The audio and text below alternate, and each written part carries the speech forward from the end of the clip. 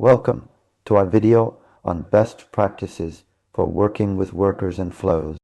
If you're watching this, chances are you're interested in optimizing your workflow, improving productivity, or simply learning more about these powerful tools.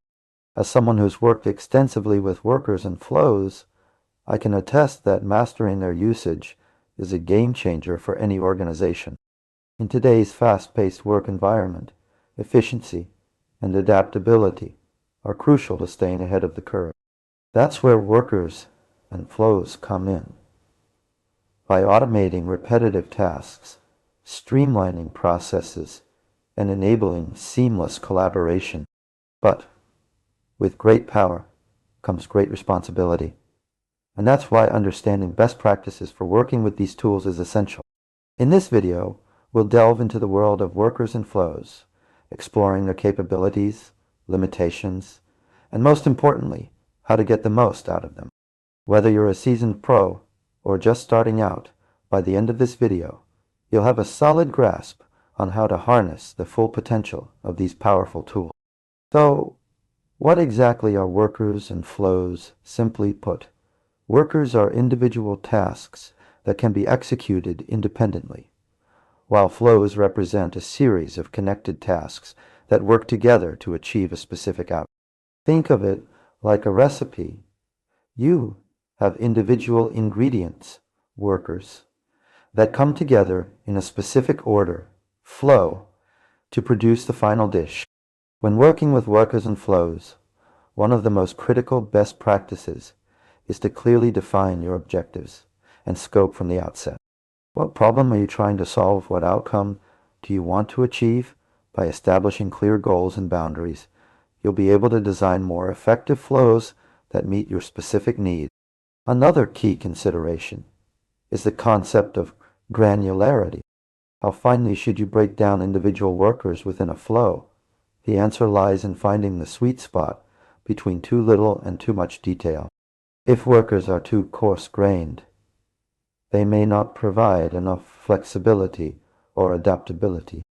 On the other hand, if they're too fine-grained, you risk creating overly complex flows that become difficult to manage.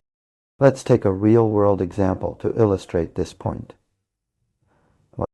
Suppose you're building an e-commerce platform and want to automate order processing using workers and flows.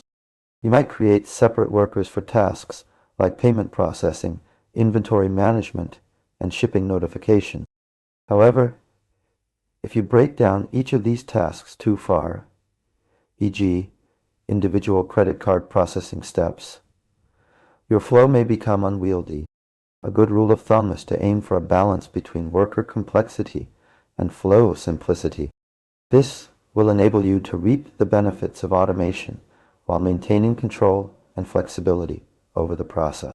So, what are the essential points to take away from our discussion on best practices for working with workers and flows? Here are the top 3. 1. Clearly define objectives and scope. Establish clear goals and boundaries before designing your flow. 2. Balance granularity. Find the sweet spot between coarse-grained and fine-grained workers within a flow. 3. Keep it simple, yet flexible. Aim for a balance between worker complexity and flow simplicity. That's all for today's video on best practices for working with workers and flows. I hope you found our discussion informative and engaging. Remember to apply these in your own workflow optimization journey, whether that means fine-tuning existing processes or building new ones from scratch. If you have any questions, comments, or topic suggestions, please don't hesitate to leave them in the section below. Your feedback is invaluable in helping us create more high-quality content for our community.